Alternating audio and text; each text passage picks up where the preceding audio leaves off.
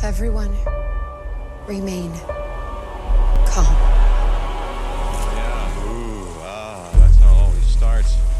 And later there's running and screaming. Somebody talk to me! What is happening? Welcome to Jurassic World. You're listening to the Jurassic Park Podcast.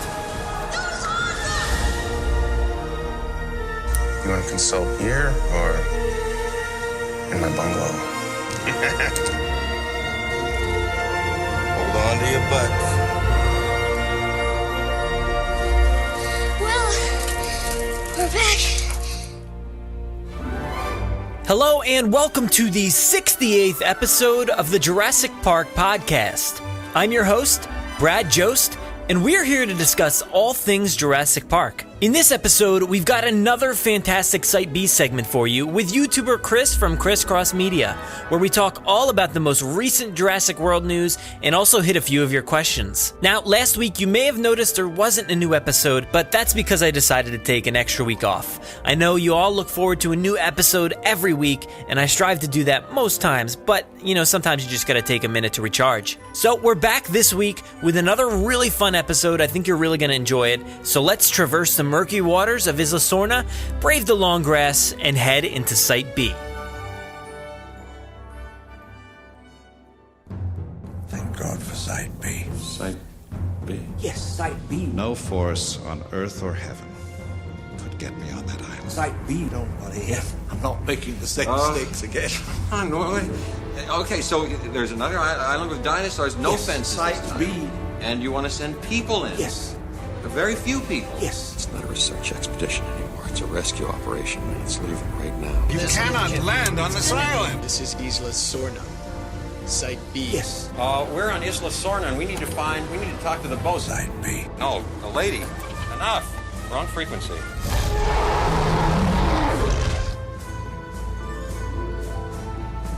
So today, here at the Site B location, I'm sitting in a water truck right now, surrounded by cans of beans, a little bit of T-Rex pee over here, but also Chris from ChrisCrossMedia. How's it going, dude? Not to be confused with the dinosaur pee. No, yeah, that's, I don't know how it got in here and in this tube, but it's here. I could explain to you, but, afterwards I'd have to kill you. It's a little nasty smelling, but, we need a safe place. What can we do? It's it's a little cramped in here, and we haven't really designated the bathroom corner yet. But we're okay. We're gonna survive. I think we'll be okay. So over the past few weeks, there's been a lot of interesting news and funny stories popping up here and there pertaining to Jurassic World and the sequel. So today here on Site B, we're going to run through some of the news for you. Still nothing too solid in terms of news, but certainly some fun stuff to address. I'm sure you've taken a look at all of it, right? Oh yeah, absolutely. Some actually exciting stuff. Some things we kind of already knew, but nonetheless, it's fun to talk about. Yeah, exactly. So let's just dive right in. The first thing I have here. It's probably the biggest one of the group here. It's the announcement that Now, I'll run through the entire version of the story.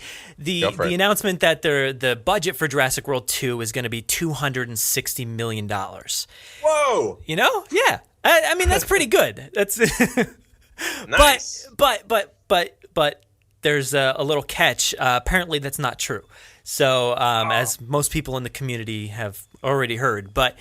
The thing is, this story came out, I think it was Jurassic World Spain on Twitter found these magazine, scans. I think it was a Spanish article of some sort with J.A. Bayona, and he mentioned, or somehow it was mentioned, this $260 million figure. Now, if you follow online and you see Jurassic World's total was apparently 150, which I feel like it's a little discrepancy there because I did a little research and I found a few different numbers. I found 150, I think I found like 210, and I also found 250. So the 210, 250, that is including marketing. Was it? Because yes. I think it was on Deadline.com as I found this like rundown. It said like the net production cost or whatever, and it was 250. So I wasn't sure if that actually included the marketing or not, but it could have. But still, $260, if we were to settle on that, which is apparently not true, that's a big figure. And you know what? So I did a little homework too, right? Yeah. So I saw 260 and I said, that's pretty high. But surprisingly, there's been several films that have had budgets much higher than that. The highest budgeted film ever was Pirates of the Caribbean 4 on Stranger Tides. Yeah. $377.5 million. That's Granted, that crazy. movie grossed over $1 billion in the box office. But with the success of Jurassic World getting $1,670,400,637.17. You can with that kind of gross, I can just imagine that they will have a much larger budget than the $150 million that they got for the previous film. Now that they know that this is a success and there is profit to be made, I think that we're going to get a much higher number than 150. So 260. You think? Oh, absolutely.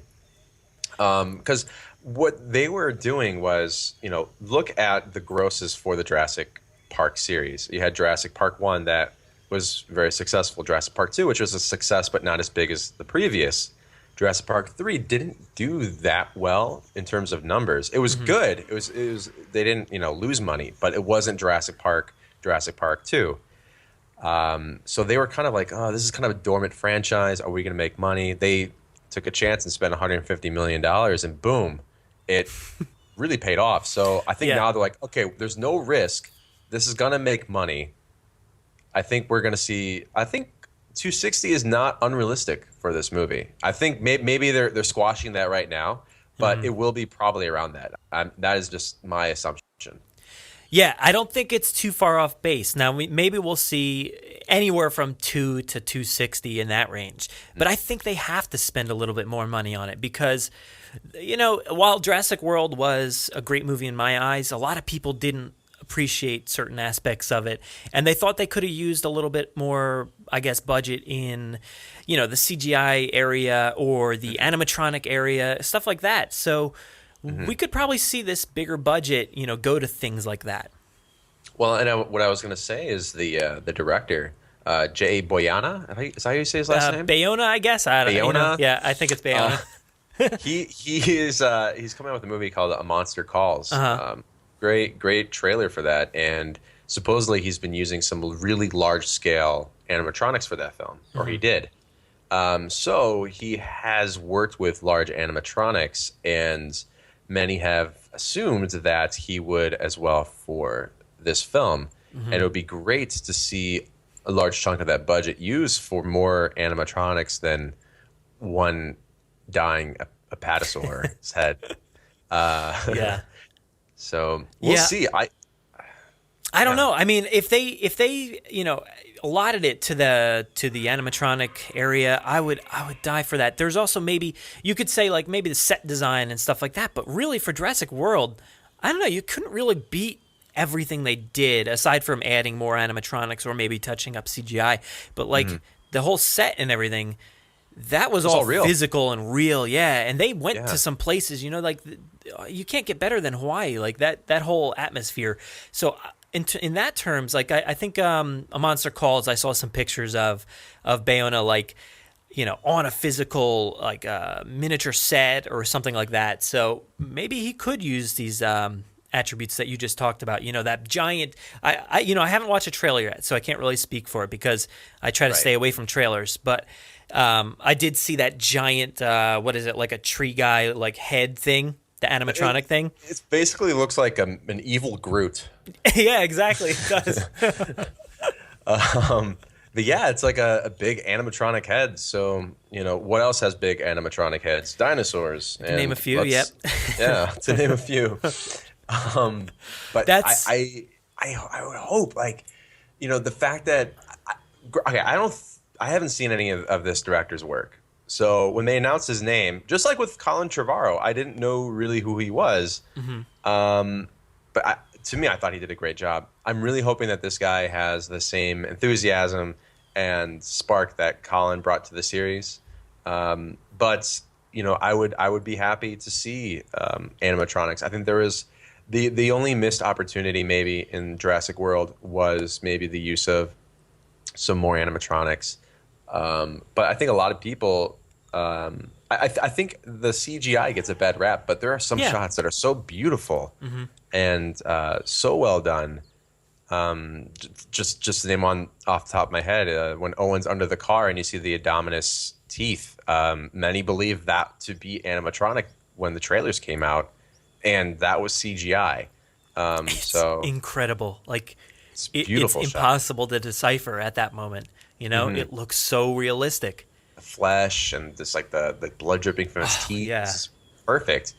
And there's a couple shots in there that maybe they could have spent a little bit more time. The one shot that always gets me, which it still looks a little weird, is when the T-Rex is acknowledging Blue. Mm-hmm. Yeah, man, he's like, that's looks it. down at it, and that is the one shot in the entire film that if they changed or they changed the, I think honestly it's the angle and the lighting that makes it look weird. Because I've looked at the CGI and it doesn't look bad. It's the lighting and the color grading and the. I think it's that angle, you know. Yeah. Yeah, it's just we never seen the T-Rex at that angle, and it's just odd. She looks kind of like goofy in that position for some reason, and I guess maybe the whole acknowledging thing, it's kind of weird. But yeah, that I when you just brought it up, like the one scene, I'm like, that's the scene in my head that I can't. Like every time it comes on, it like takes me out of it for a second. And I'm like, oh, just fix it, like. Come on, George Lucas. I mean, you know, Colin Trevorrow, come back and fix it. George Lucas, this. Yeah. And that's the thing, like, the scene right before that is amazing. The fight between the Indominus and the Rex and Blue. And then that scene happens, and I feel like that overshadows the amazing fight scene, and then all these other incredible CGI shots, and then people just kind of, you know, say, oh, it has bad CGI because of that scene, because they remember that scene because it was different. You know, we haven't seen anything like that in a Jurassic film. So but anyway, it's so good though. But yeah, they could do so much more. But you know, the article went a bit viral, I guess you could say, and it ended up on /film.com, and Peter Soretta there, I guess, contacted somebody within the Jurassic World team, and they shot it down. They said that that's not true. That's we don't actually have a figure yet, and it's probably not going to be close to 260. So it was shot down real quick too. It went rampant for a little bit, and then got shot down. Yeah, it's not going to be close to 260 because it'll be over 260. The reason being, a lot of these studios shoot down these projections early on because they don't want to put a figure out. Then when they start filming, let's say something happens like an injury, or let's say they go over time and they need extra time to film, or there's reshoots, then that number changes, and then they feel uncomfortable because they say, okay, well, we told them that it would cost $260 million, but now we have to spend $280. It doesn't make the studio look good. It doesn't make the investors look comfortable. So they always will squash, no matter what. Like, even if that's the number that they projected, they will come out and say this is not legit for those reasons. Yeah, and they don't come out with a number until after the movie's out, or when production's actually wrapped. That's just how it is. Look at The Force Awakens. I mean, you can't predict that Harrison Ford's gonna break his leg or whatever he broke, you know, and waste a ton of time. I mean, I guess they didn't waste time because they filmed some other stuff in the meantime and changed a little bit of stuff, but that stuff happens. And in terms of the Pirates 4. That budget is huge, and I love the Pirates movies.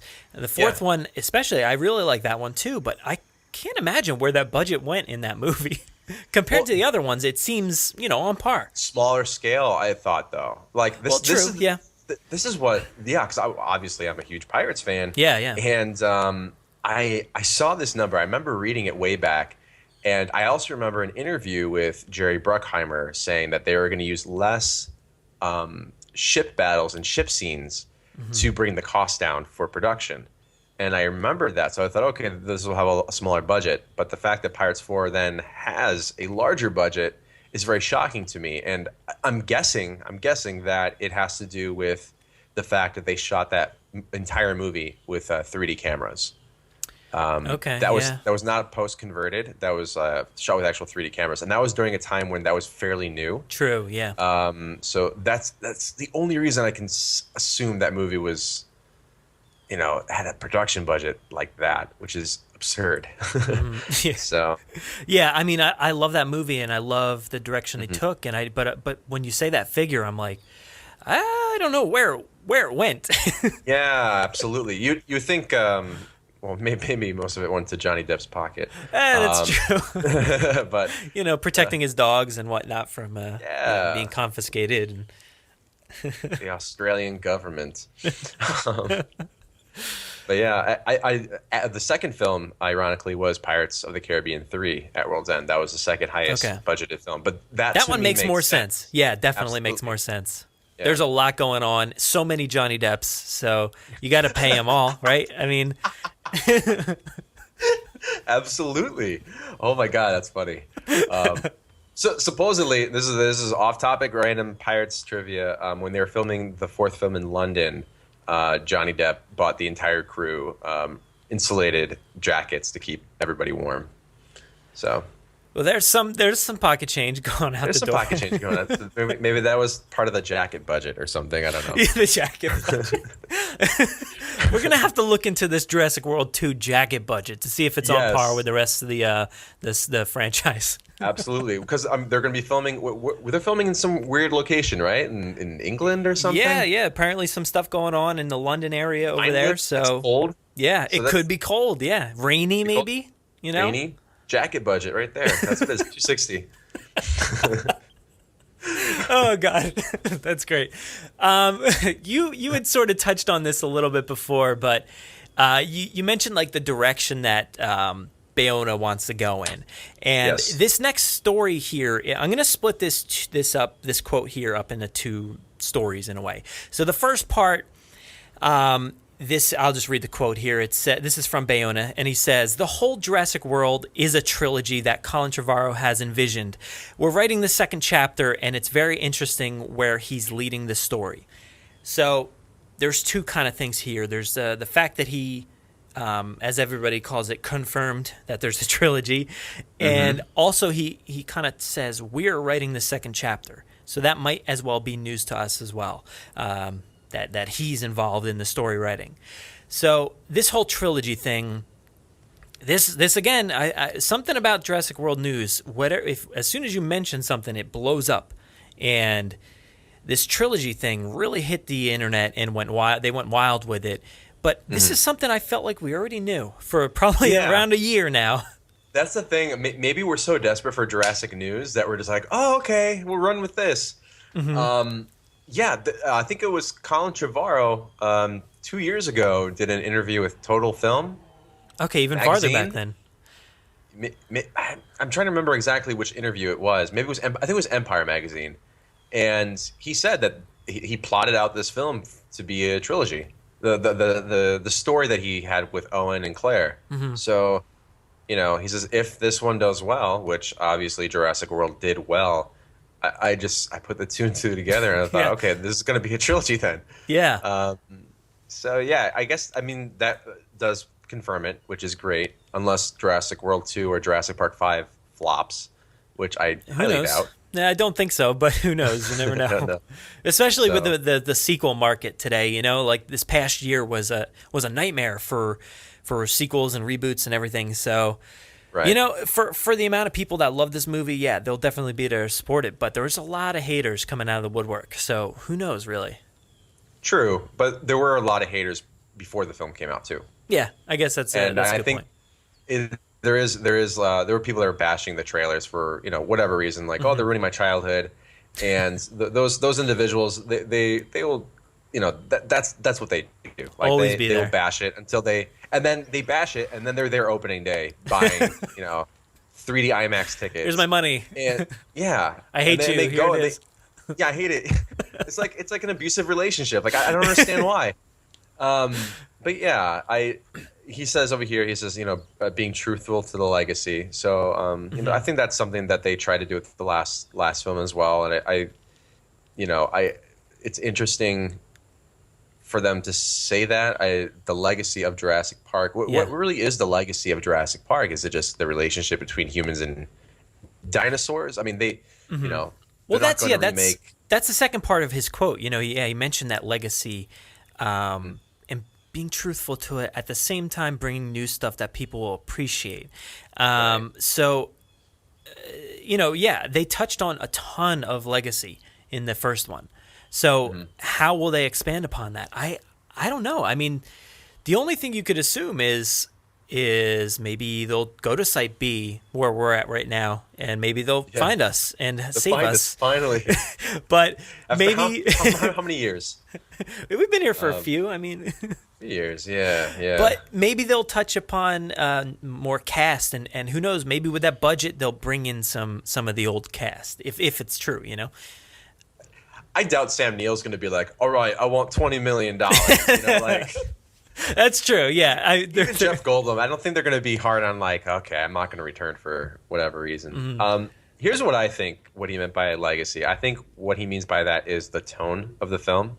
I think it's the balance of the sci-fi fantasy. No, I don't know if fantasy is the right word to say, but the sci-fi adventure, the thrill, and the comedic undertones of the film of the movies, and also that element of the science and you know that dark undertone that you kind of get with the novels. I think maybe that's what he means. Kind of going back to the roots in a way. Yeah, and they did a lot of that with Jurassic World. You know, a lot of people said you could watch Jurassic World right after Jurassic Park and completely understand what was going on, and it felt like a true sequel. So I think what he means by that is maybe keeping in tone of what you expect from a Jurassic Park film, and Colin touched on that. He was trying to really capture that emblem feel that Spielberg brought in the 80s, that emblem entertainment feel. So maybe that's what he means. I would love to see Sam Neill. I'd love to see Jeff Goldblum, especially. You know, that's the fan in me really wanting that. Does the sequel need it? Absolutely not. The world that they built with Jurassic World, you know, there's room for those characters, but they're not necessary. So I don't know. Yeah, and I guess we might as well move right on here. Speaking of the characters, let me see if I can get this to play here. I loaded this up before. Let's see if it actually. For some reason, this Yahoo page is a little touchy. Let's give it a shot. Take a listen. I'd be doing our audience a service if I didn't ask you about Jurassic Park and Jurassic World. Will we ever see Alan Grant again, do you think? I don't know where Alan Grant is now. He might have died. Oh. He could be... He might be living with his mum. He could have a new career as an accountant. Yeah. As a lawyer? He could be running for president of the United States in a parallel universe. We already have ridiculous people with that. Yes. I don't know where he is. I don't know if anyone could find him. He's disappeared. So, you heard that, right? Yes. Listening to just the audio, I want to imagine that kid next to him is that kid from the first film where he's like, that's just a 6-foot turkey. Like, that's like a fanfic where he's just like the adoptive father, like a Indiana Jones short round type thing. Yeah. Just go off on dinosaur digging adventures. Yes, I heard this audio. What do you think of it? I'm just curious what you think. You know, there's nothing to it. You know, it's nothing. News. And this is another one that took off and went crazy. And you know, people saying you see the headline just everywhere. You know, Alan Grant dead, and you're like, oh no, God, what's happening? Like, let me click on everything I see, and you find out no, it's just a little bit of conjecture, just kind of, you know, just projecting where he could be. He doesn't know. He said he could be president for all he knows, or running for president. You know? Well, first off, I just want to say that those headlines sucked because I was on Twitter and I thought Sam Neill died. So that sucked. And then I looked into it and I said, you SOBs. But yeah, he's just having fun with the interviewer. Like, he says he died. Oh, he's an accountant. Oh, he's president. Like, he's just at that point. And he's having fun with, you know, just the idea of it. And obviously he knows just probably as much as we do. So I don't think the character's dead. He was just just having fun, and Yeah. that's what we should take it as. Yeah, now you got to imagine he's doing so much press for his movie, Hunt for the Wilder People, and how many interviews is he doing at this press junket day after day? So many. And probably everybody asked him about Jurassic World or Jurassic Park or anything. And where are we going to see you again? Are you coming back? It's several different ways you could ask him the same exact question, and it's just he's just having a little bit of fun. Mm-hmm. Yeah, and that. Now I'm curious as to. I want to see a presidential election with Alan Grant now, with his political posters and his political slam ads, and him in a suit with his little hat, and that'd be really interesting. Who would his running mate be? Would it be Malcolm? That'd be interesting. I want to. That should be the Jurassic spinoff. Yes. That'd be. Yeah, well, that's the thing. We don't know. We don't know where he could be. Maybe he is running for president in that world. You don't know. Could you imagine if he was being serious, right? And like in Jurassic World 2 or whatever it's called, there's they're on a bus or something, and someone's holding a paper and it says, President Grant initiates, takedown of Isla Nublar or whatever. Like I would be like, wow. I guess he was telling the truth. Like he wasn't lying. He could incorporate every aspect of what they talked about. Like maybe Grant had a heart attack, but they used the things and they brought him back to life. And he's like, I can't be a paleontologist anymore. I'm thinking about becoming an accountant. And he does that for a little while, and then he's like, I'm tired of this. I think I'm going to run for president. Or hear this fan fiction. He died, and then they're mourning the death of Alan Grant, this great paleontologist. So what did they do? They clone him with mosquito DNA. Yes. Because he was bitten by a mosquito. He was on that island for a while. Yeah, for a while, and they made one clone, and he became an accountant, and another clone, he became a president. And it's like a Prince and the Pauper story where they meet each other, and then they switch lives for a while. And yeah. I don't know. It's the multiplicity of Jurassic World. It is. So yeah, it's a fun. The thing is, people could run with what we just said and be like, "All right, Alan Grant cloned," and make a headline based off of that. So that's exactly what happened here, and I enjoyed this little story and the audio there. It was great. Yeah. Well, I think it's safe to say that Grant is not dead. Yeah. Now, do you think he is involved and he's just being coy, or do you think he just really doesn't know, or he's just making stuff up? I think it's too early because they're still writing the story. Mm-hmm. So, and that was confirmed. So I think right now anybody who would be involved wouldn't know. And I think the only ones that do know is maybe Chris Pratt and Bryce Dallas Howard, because they're contracted, and maybe Wu, I forget the actor's name. BD Wong, BD Wong. So I think very limited people know, like, okay, I'm guaranteed for the sequel, but I think anybody else wouldn't really know. Yeah, and with these older actors, they if they bring them back, they're probably just cameos of some sort. They're not going to be, traipsing across the island again, doing all that. There's no way you're bringing Grant back to an island. It's just not possible. I don't think it's possible after 2 movies already on an island. He said it in the third one, like, no way I'm going back on that island. Yeah. Well, yeah, and also just keep in mind that, like, they said there are 6 months left till they start shooting, and they're still writing. And if you remember correctly, way back when The Force Awakens was being filmed, and there was a bunch of rumors, is Harrison Ford coming back, and he was squishing every piece of rumor, like, oh, I don't know, or no, he's not, or blah blah blah, until Disney's like, okay, you can say something, and then he's all right, I'm back. Like, sometimes they're obligated, they can't say certain things, and I think maybe this is another example of that. So who knows? Yeah, and there was a story a little while back where Bryce was talking about, like, the lockdown of everything that they're doing with this movie. So maybe a lot of the stories and everything are on lockdown. Like they're not allowed to talk via email, because we all know what happens when you do that. And they're just not talking about it. So maybe he is in there. There's a chance, but it could still be too early. Who knows? Absolutely. So So the next one that popped up here is this Lego Indominus movie. I guess it's like a 2-pack with Jurassic World. It's I guess called Lego Jurassic World: The Indominus Escape. I'll read a little bit of the synopsis here. It says, the Indominus Rex, the smartest, biggest, and scariest hot dog-loving hybrid dinosaur ever created. Ooh. So, unfortunately, disaster strikes after the Indominus eats all the hot dogs and escapes from its pen in a hungry rage. So, is this something you're going to be watching, right? Sure. Why not? Here. This is obviously catered towards children. Yes. But the Lego is fun with humor. I've seen a lot of the Star Wars specials they've done, and it's harmless. I think if anyone's going into this hoping for a like a canon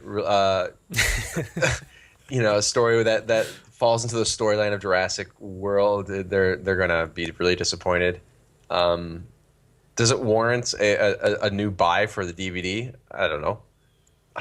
Do you know how long the special is supposed to be? I believe if I read it correctly, on the back it said, I think the runtime was 150 minutes. Now, Whoa. Jurassic World, well, hold on.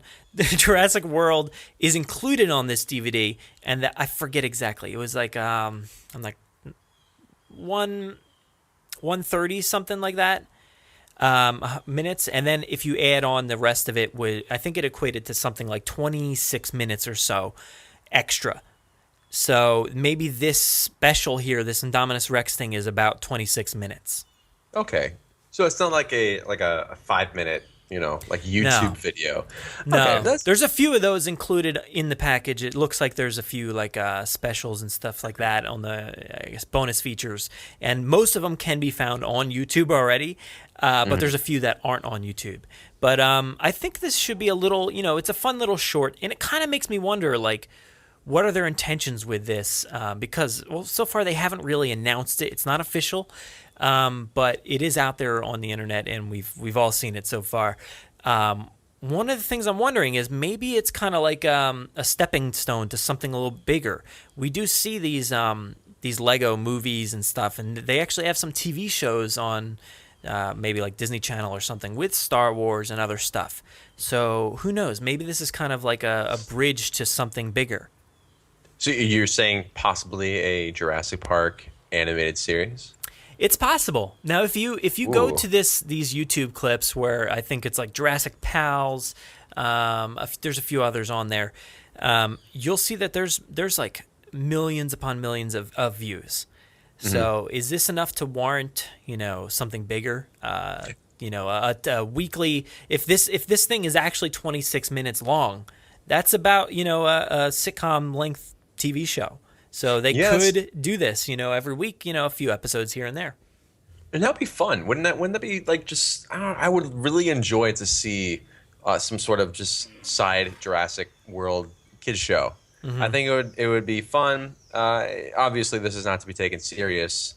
No. Some points to be made. I mean, like I noticed from the synopsis that Masrani is still alive, so that's interesting. He eats all the hot dogs. Claire saves the day. This is like a side story. It's fun. Who knows? I think what Lego is trying to do. What I see when I saw this. What I thought when I saw this was either Lego made this and it was supposed to be released last year when the movie came out, and then Universal decided, hey, let's hold on to this for a future release, and we can just bundle it as a 2-pack to try to boost sales for it. Yeah. Or they actually went ahead and made this special to try to keep the Lego Jurassic line alive, because most likely they're going to have Jurassic World 2 Legos, so they kind of want to keep that interest going. So who knows? I was going to ask you, did you buy any of the Jurassic Legos, and did you like them, or were you disappointed? I didn't. I didn't buy them, but I would say that from do what I did Legos see, regularly? I wouldn't say regularly. I do have a few pieces. I have a Millennium Falcon behind me that I got for my birthday, but that thing's awesome. Legos? I love Legos. My problem is that they're so expensive. You know? Yeah, they've gone up in price. Yeah. Crazy in the past 10 years. Yeah. So that's my problem is, you know, I like them and I'll just end up putting it together and storing it on my shelf. So I'd almost rather spend my money on a different product or something else. But I appreciated them. I thought they were pretty cool looking. They looked like a lot of fun and something that kids should love. Mm-hmm. Absolutely. I only bought 2 sets, and those were both the Raptor sets. There was the Raptor Escape, and then there was the medical van that had I think it was blue and Delta came in that set. But other than that, like the sets I thought were cool, but I really want Lego to build like sets. You know what I mean? Yeah. Like I want to see like Main Street, or I want to see the Visitor Center, or you know, I really wanted them to do all the films. I want to see maybe like the trailer from The Lost World, or I want to see them do the Jurassic Park gates. Yeah. When I was a kid, I kit bashed my own Jurassic Park Visitor Center and my own Jurassic Park gates. So I'm really hoping, because I think it's safe to say that, because there was a game, and the game sold pretty well, and the series sold pretty well, the toy sets. Yeah. I'm hoping that, you know, with Jurassic World 2, they keep the license, and in between then we get some like legacy Jurassic Park figures and sets.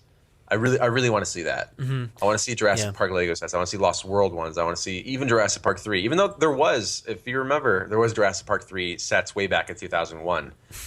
I don't know if did you ever get those? Or You know, I honestly didn't. I don't think I have any Jurassic Park 3 toys. Really? Nothing. Because at that point, when those toys came out, they were different than the previous 2 lines. They were. And I kind of just got fed up with it, and I'm like, I don't like the size. I hate, you know, I don't like the way they look, all this stuff. It just wasn't the same. So therefore, I never bought any. Yeah, I mean, I felt the same way, because the first 2 movies are very similar. You can play with those toys, and it looks like they're all from one giant line. Yes. Jurassic Park 3, they were downsized. They look very different, but they're far superior than what we got for Jurassic World, which is so sad to say. True. So, again, fingers crossed for Mattel. I'm very excited for that, and we will see. But yeah. Well, for this Lego stuff, the models that you had brought up, you see these on Lego Ideas all the time. Do you ever go on there and look at the creations? I supported this one. I think it's under review with the Lego group. It's the Visitor Center, and they did a wonderful job capturing all the different rooms and the characters. Maybe that's the one you're thinking of. Yeah, I've seen that one. I've seen a Stegosaurus at one time. I saw. I did see Main Street just the other day. Really? That thing, it wasn't anywhere near where it needed to be. That the 10,000 signatures or whatever it is. Okay. But I think it's happened a few times where they have all the support they need, but the review never pans out and it doesn't hit the shelves. So I don't know what's going on, whether they're blocking it from actually being created. Maybe they're waiting until, like you said, to create a legacy line down the road. I think so. Yeah, but I think that's what it is. Yeah, it just doesn't happen. And it time and time again, we get all the support we need, or they create some amazing looking sets and they just don't pan out. Well, I think the biggest upset for me was we got a set for Jurassic World that had the Dilophosaurus, and they were chasing Jeep Wranglers, and I'm thinking, oh, this is great. You know, you get the Dilophosaurus, which wasn't really featured in Jurassic World. It was this set had really nothing to do with the film, and then they had the Jeep Wranglers, but they were like Jurassic World Jeep Wranglers. I don't know if you remember how this set looked, but there was like blue paint and had the Jurassic World logo, and this was a scene not featured in the film. Yeah, and I'm like, if you just this would have been a day one purchase for me if you featured a Dennis Nedry figure in there and it had red bricks instead of the blue. I would have bought this in a heartbeat. Yeah. But, granted, I probably could have, got some red bricks or whatever and just placed them out or whatever. Yeah. But I just want Jurassic Park Legos. That's all I want. I really want Lost World Legos, to be quite honest. Well, that was a problem with the Jurassic World line, was that they featured nothing like from the movies, really. All these containment trucks and vehicles or whatever, they looked really cool, I thought, but they were so different, so vastly different. And I think you're right that sense of something you can relate to, whether it's from a previous movie or even Jurassic World, you kind of want to see, a creation from the movie. It's like a no-brainer. I don't understand these companies, Lego or Hasbro at the time, and hopefully Mattel changes the mold here. But I feel like if you give a set to us and it has Vic Hoskins and the T-Rex and this vehicle that nobody really cares about, if you were to change that same set, same price, and you were to put 2 Jurassic Park Jeeps, Grant and Malcolm and the T-Rex, and all the characters have flares, and maybe there's like a gate panel or something, right? That would have sold off the shelves like nobody's business. Yeah. Right? Exactly. It's no-brainer. And it would probably have been actually less pieces, or maybe the same, but it would have sold like crazy. Mm-hmm. Why they don't do that? It's mind-boggling to me. Yeah, well, I'm afraid they're just gonna completely dismiss Jurassic Park in general, like the scheme, the color scheme, the themes, everything, and stick with Jurassic World. I don't know. It's possible, but I think they need to follow. They were with Hasbro, but I think they need to follow the Star Wars mold and do those classic figures and the Black Series and all these different series that they have, and they're accurate and they look pretty good. I mean, they're not the best figures either, and they are. Some of them are really tiny. I don't like those tiny figures. I like the bigger ones, but but I still buy them. That's the problem. I was when Indiana Jones, the Kingdom of the Crystal Skull came out, I thought they did a pretty decent job, and I bought so many things, and also tiny, right? No, they were tiny to the original Kenner figures, yes. Okay, but they were in scale to they have, I don't know how big they are. They're 3.75 inches now. Yeah. But they also feature an even smaller version, and those were included with the Jurassic World Gyrosphere. There was the Avengers figures are even smaller than that. They're very, very tiny. They look like those toys you get with capsules, those like little quarter machines you get, and they're terrible. Yeah. So Indiana Jones had decent sized figurines, and they're detailed and everything. So I got pretty excited when Jurassic World was coming along, and was sorely disappointed. So I know this is a little off topic, but I'm hoping that Mattel sees the issues and gives us a legacy line, and B, some Jurassic World and Jurassic World 2 figurines, which I really want a freaking title for this film, because I hate calling it Jurassic World 2. It bugs me so much. Yeah. Well, yeah. That's I don't know. I was thinking about this the other day because it's so tough, because we have so many different titles. Jurassic Park, the Lost World, Jurassic Park 3. Like, can't they just go back and retitle that and give it like a subtitle or something? Jurassic Park 3. Yeah, I hate the fact that there's a number thrown in there, and it's the only one with a number. I'd rather it be something else. Yeah, exactly. So, like you said, they need to title this thing right away.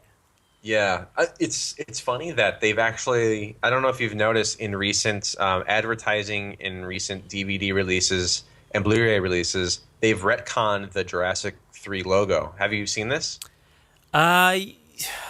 It looks more like the original one, right? Yeah, it's the same text, it's the same backing. Yeah, but it looks more stone-like, and instead of the Spinosaurus, it's the T-Rex. Yeah, which I find very interesting. Makes no sense with the movie, but overall franchise definitely makes sense. So they're not opposed to changing names, and look at A New Hope. That was originally just Star Wars, and then they years later changed it to Star Wars Episode 4: A New Hope. So we might get Jurassic Park. Maybe they'll call it Extinction, which was the original title, or something. Something different. It happens from time to time. I mean, just this past year, Ghostbusters came out, but it actually, like, you didn't really realize, but it actually had a subtitle, Answer the Call. Like, for some reason, that was a title. I don't know why. But, and what was it? The Muppets again. Muppets did it. Did they do it too? Yeah, with there was the Muppets with Jason Segel, and then their most recent one was called The Muppets Most Wanted, but the original title was called The Muppets ... again. And in the opening song, they said, well, let's make a sequel. Let's call it The Muppets Again. It was in the song. Really? As well. Yeah. So, you know, and then they said, okay, well, maybe this isn't marketable or whatever. So they changed it to Muppets Most Wanted.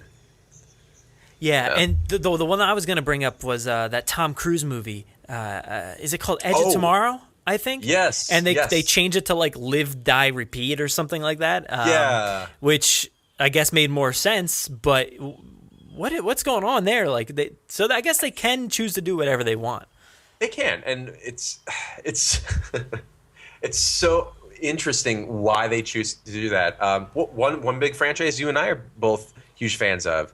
Indiana Jones is a huge example of that. True, very true. Yeah, I'm surprised we didn't bring that up. It was called Raiders of the Lost Ark, and then they said, okay, we have Indiana Jones and the Raiders of the Lost Ark. Yeah. And to this day, Spielberg still calls them the Raiders pictures. Yeah, he still calls like. It's interesting that it's you know, it would have been called Raiders of the Temple of Doom or Raiders of the Last Crusade, but they thought, well, everyone calls it Indiana Jones, so we might as well call it Indiana Jones. Yeah, you know, in that case, definitely a smart move, I think. You know, some people don't like it. You know, the fact that Raiders it should be called Raiders, but you know, everybody just refers to it overall as Indiana Jones. Yeah, and I guess it's different with Jurassic Park though, because you do refer to it as the Lost World. You know, the second one, and I don't know, but as for Jurassic World 2, yeah, I definitely want a subtitle of some sort. Yeah, and what was it called? The production code name is Ancient Futures. Ancient Futures, yeah. Yeah, which people are like, oh, is this the title? That's definitely not the title. No. But I don't know. We'll see. I want something cool. It was funny when Jurassic World was announced. I remember seeing the tweet, and I had to sit with me for a while. It didn't work in my head. No? But after a while, no. It took me a couple of days, and then it just clicked, and I said, "All right, Jurassic World, that's it." And now I love it. Like I think that's a great title. Yeah, it works. It works. does. And I guess, you know, at first it could be a little corny or something like that if you're not used to it or not ready for it. Mm-hmm. But it works. Like the whole context of a Disneyland, Disney World type. You know, that kind of idea behind it. It's fun. So, yeah. I do have a few more things we can just touch on real quick. There's some Twitter answers here. This is from Fede. He says, thoughts on who do you think should compose the score for Jurassic World 2? Michael Giacchino. Yeah. Bring him back. That's easy. That's an easy one. He needs to come back, I think. A lot of people talk about bringing in whoever Bayona has worked with previously, which is a possibility, I guess. But Giacchino here, he's you know, he hit it on the mark there.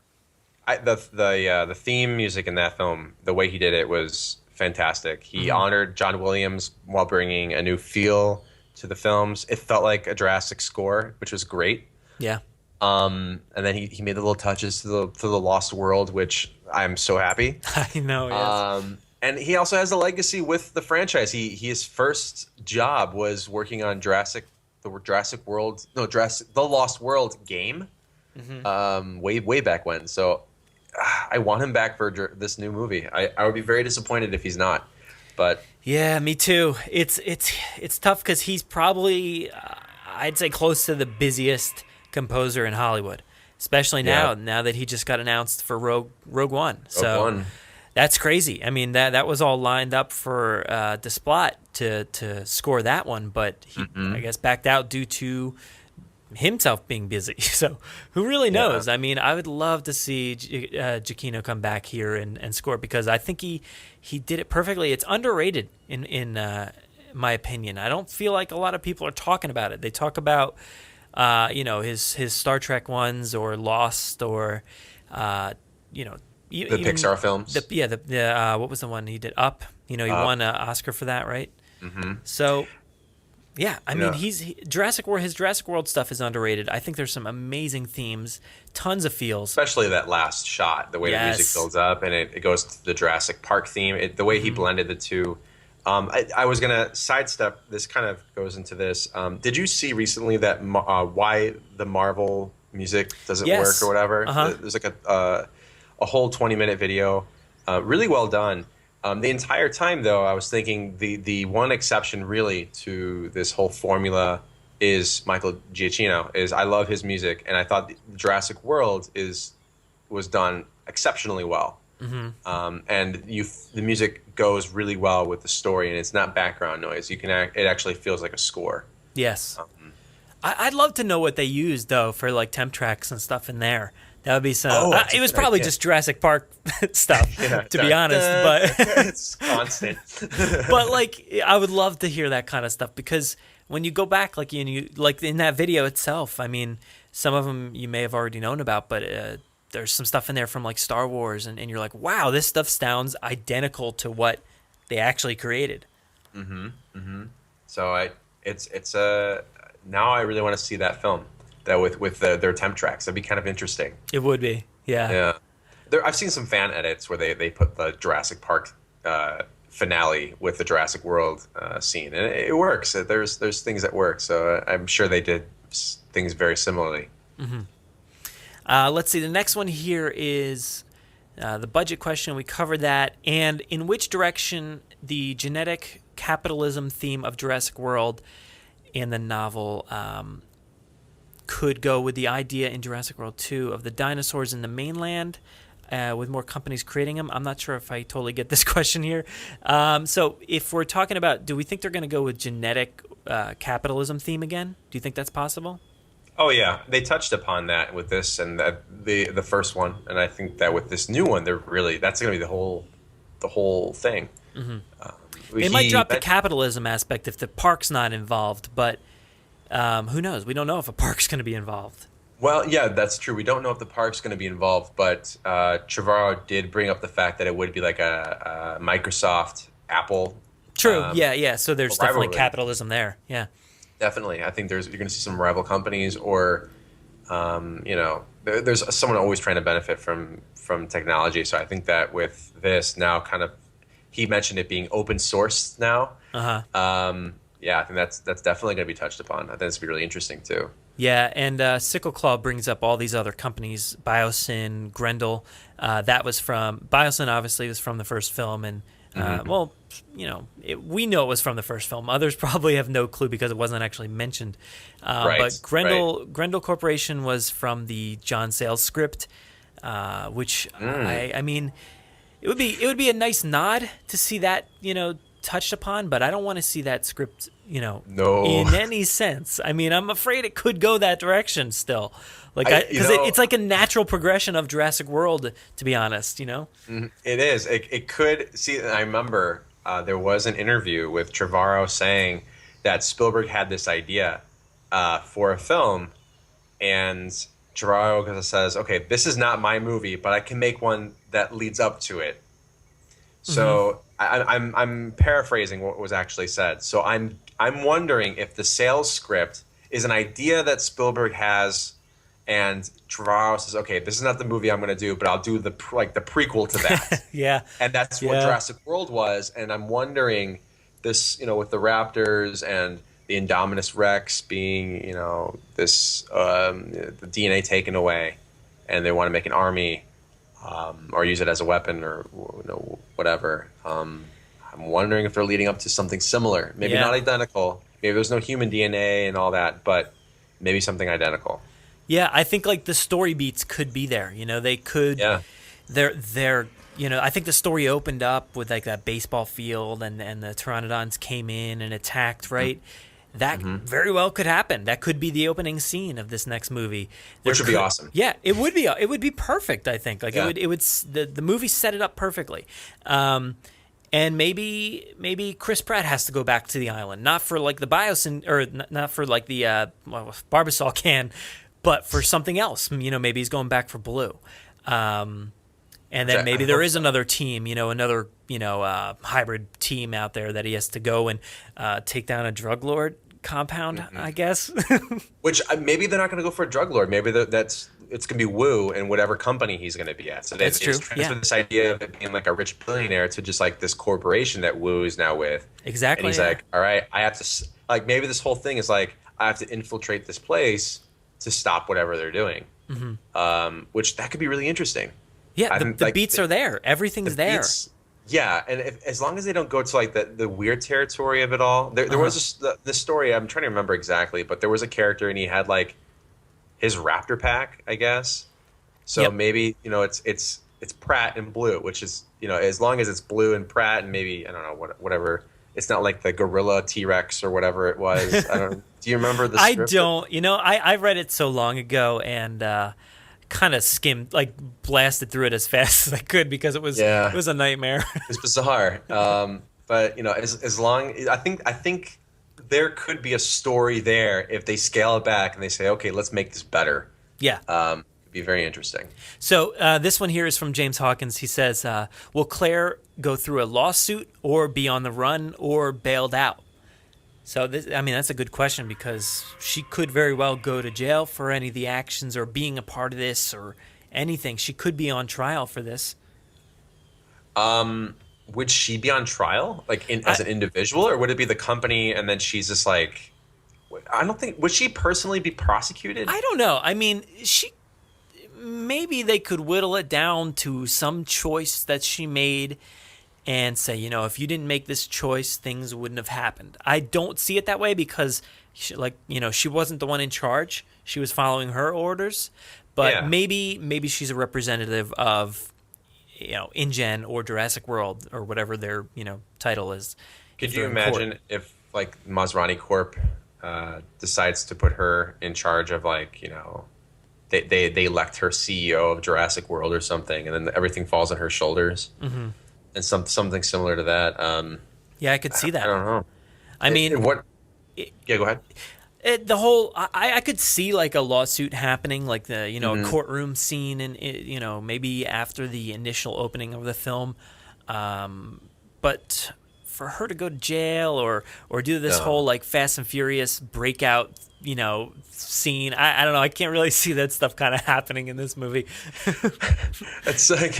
So, like I don't know, that would not. I don't. She's not going to jail. First of all, Trevorrow did say that his trilogy idea would be the arc of Claire. So I don't think that her going to jail would really fall into that. I think there's going to be like the ramifications of what happened at the park. That's going to trickle into this movie. But I don't think that, you know, this is not going to be like a political like film where there's not going to be. That wouldn't be entertaining, and I think Universal knows, like, okay, we're not going to do that. Mm-hmm. Like, it needs to be something that's going to like put people in the seats. It's a full like 2-hour courtroom drama about the events of Jurassic World. Exactly. Kids will love it. Kids will love it. Imagine the toys and the Lego sets for that one. Watch they get made though. You know, like an exact representation of the courtroom. Yeah, and then you know, maybe Grant isn't dead, and he's not an accountant, but he's her lawyer.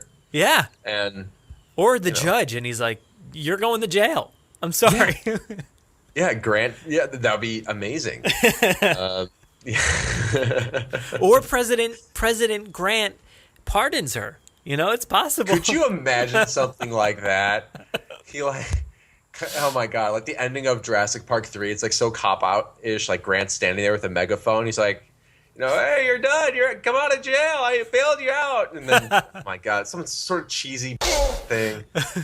And then she like comes out of jail and she's like all weary. And Grant's standing there. And she's like, Dr. Grant. And he's like, yes.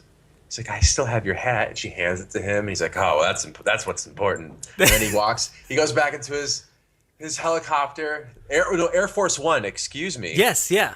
And he flies away, and the Jurassic Park theme plays, and that'd be beautiful. It would be. I think that's a perfect ending to like. Forget the trilogy. No trilogy. Like just end it there. Forget it. And Grant bans the children in the United States of America. So there's a no children law.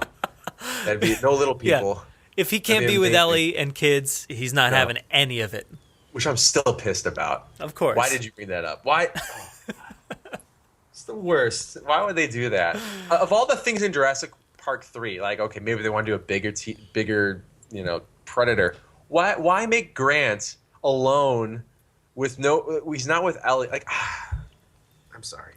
I don't know, man. It's one of those things that's gonna plague us forever. Like you mentioned before, with the T-Rex CGI moment in Jurassic World, it's just gonna bug us forever. It will. It will. So I do have one last question. Sure. It kind of pertains in that area there. This is from Rogue Sunrise on Twitter, and she says, "Do you think that Ian and Sarah would have stayed together, or does he have several ex-Mrs. Malcolms?" That's a good question. Well, based on his character traits, he's known to have many suitors and ex-Mrs. Malcolms. But I don't know. I think that he was at that point in his life, and the character that he was in The Lost World, I think he's changed as a person after the events of the first movie. Mm-hmm. So I think he's still with Sarah. I want to believe that. Yeah, I think so. That's what the lines I was going down, because they went through some trauma there. But then again, so did Grant and Ellie. So I can't really bank on that. I can't bank on that. I was like, all right, they did that, but it's not going to work out. I don't know. I have no idea. Point. But his daughter really likes Sarah. Mm-hmm. That's good brownie points, Yeah, I mean the other lady was just a troglodyte because she didn't have Sega.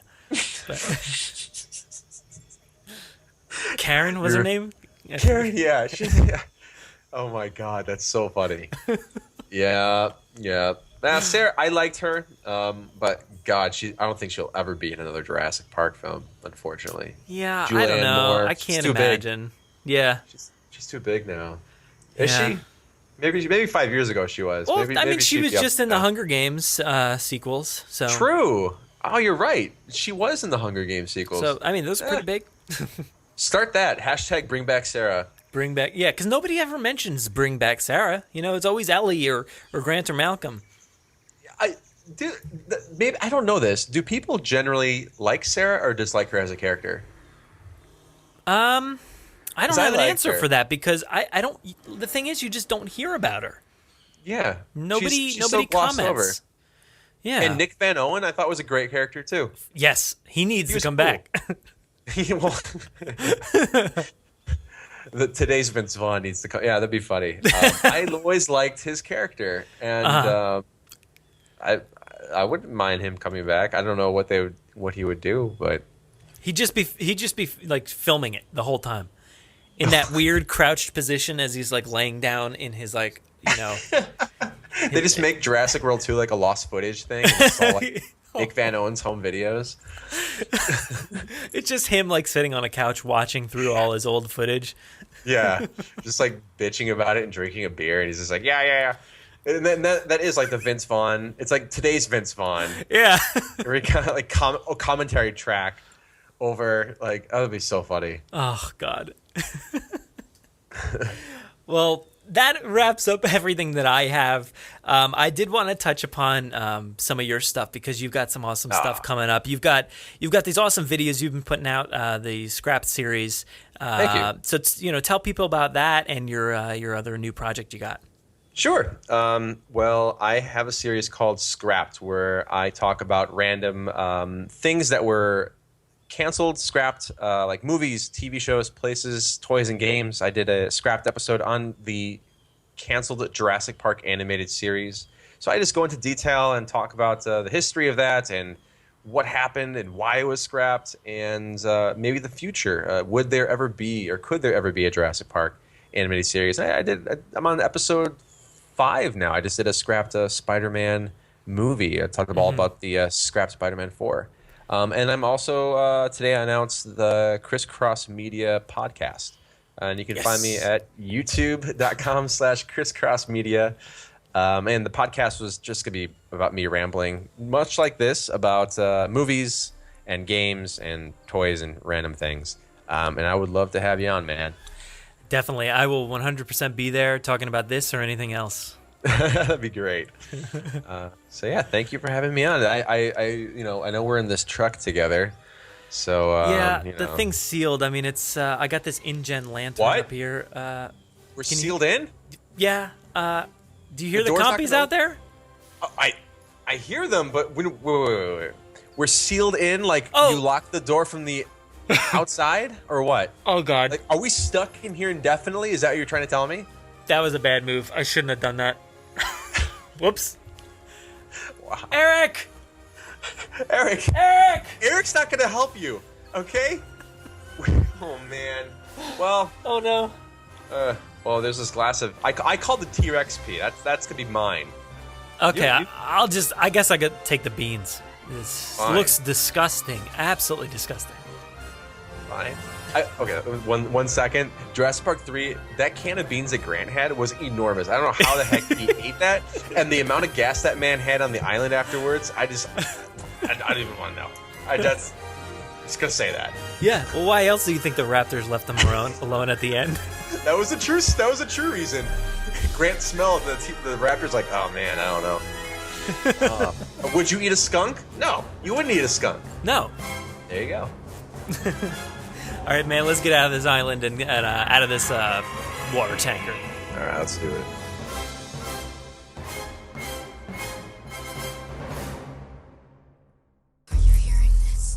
Make sure to visit JurassicParkPodcast.com to find all our past episodes, brand new news articles, information on how to contact us, and much more.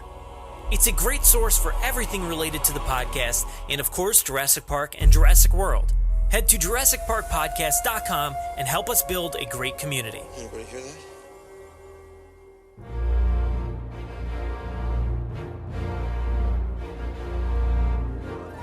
Thanks for listening to the 68th episode of the Jurassic Park Podcast. Of course, I need to thank Chris from ChrisCrossMedia for stopping by today for an amazing chat about all the latest news. I know I have a blast every time he comes around, and I'm really looking forward to his new podcast and all the upcoming videos. And you should too, so make sure to search for ChrisCrossMedia on YouTube.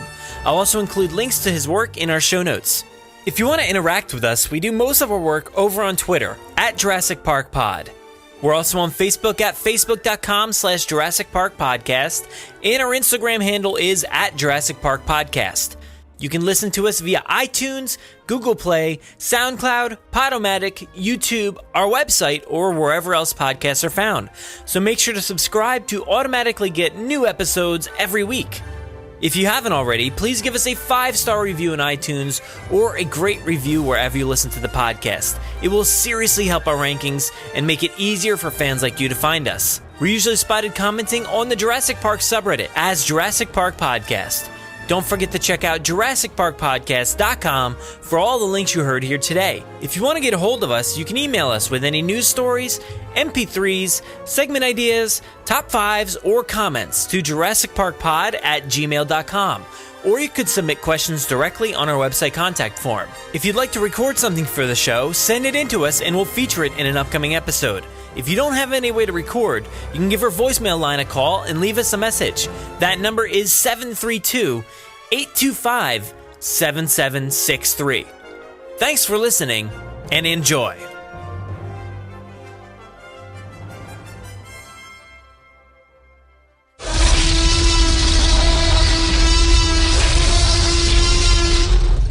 Five minutes. Drop what you're doing and leave now.